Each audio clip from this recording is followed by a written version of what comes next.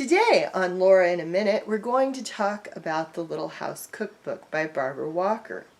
Barbara Walker first got involved in Laura fandom by being able to write a travel article about her trip to De Smet for the New York Times. Back then, there wasn't a lot of travel information about Laura, and so it did very well, and she pursued it into creating The Little House Cookbook. This was the second piece of official publication coming out about the books, the first being the Laura Ingalls Wilder songbook. And it was illustrated with the Garth Williams illustrations. Now, it came out in 1979, and for a couple of decades stayed just like this. Usually you only go to paperback when you aren't selling as many hardback copies anymore, and they kept selling enough of the Little House Cookbook. But eventually they were able to come out with a paperback version, which is also got the Williams illustrations and is very similar to the hardback. However, a couple years ago, Harper's decided they wanted to come out with a new edition and to illustrate it with photos of the foods. Now, there's some gorgeous food photos in here. I do not think the originals were done by a historic cook. I'm not entirely sure the originals were made to the recipes in this book, but gorgeous food pictures, and it's a half chalked book, which means it's very heavy and that the photos print beautifully, and that's this version. Now, being a completist, I also have to have the Dutch version and the Japanese version, which you can both tell are the cookbooks, and you can also tell that I am out of time. I just want to say one more thing. The Little House Cookbook inspired many people working in historic foodways today. So thank you, Barbara Walker, and this has been Laura in a Minute. Hello, and welcome to Laura in a Minute. Today we're going to talk about the Laura Ingalls Wilder audiobooks, and there is a series of them.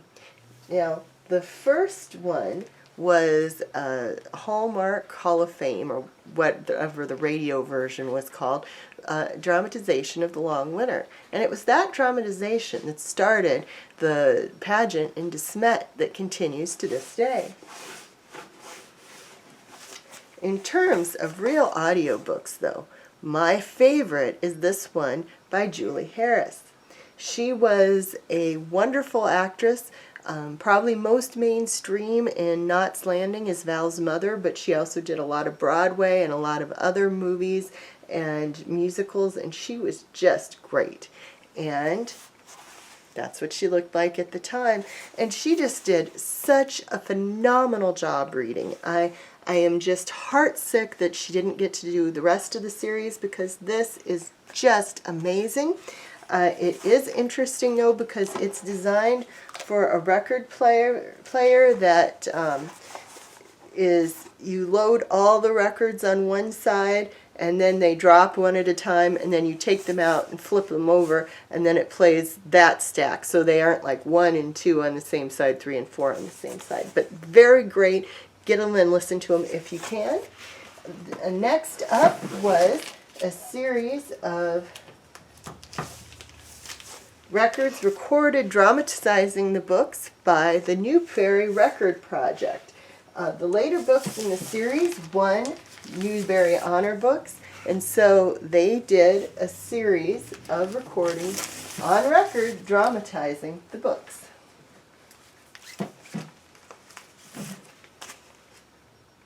And last but not least, as I'm running out of time, Cherry Jones, another Broadway actress, recorded a complete set of the books for the Harper Brothers Company.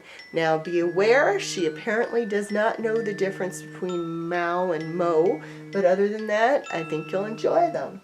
And you can also find audiobooks of various other books by Laura, or about Laura, including Little House in the Ozarks and The Selected Letters of Laura Ingalls Wilder. Thank you for visiting with me, and that was Laura in a Minute. Today's Laura in a Minute is about Barbara Brooks and her dolls. And she was a doll maker from California.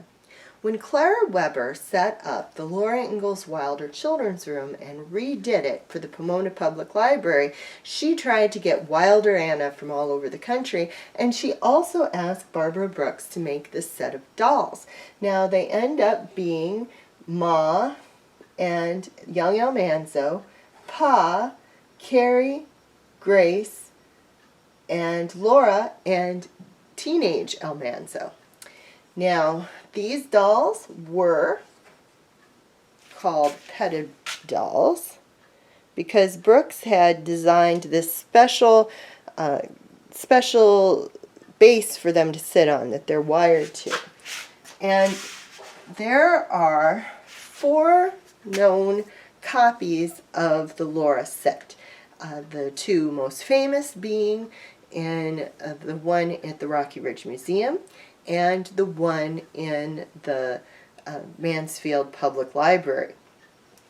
Now, as close as I've been able to come is I've got the Barefoot Boy here, which is from a famous poem that I think looks a lot like Almanzo, and from the Pioneer Woman with her spinning wheel, who I think looks a lot like Ma. Now, I still have some hopes that there's another set out there for me, and I hope that you keep your eyes out and that next time you hear Laura's voice talking about the dolls, you will remember that they are Petted Dolls by Barbara Brooks.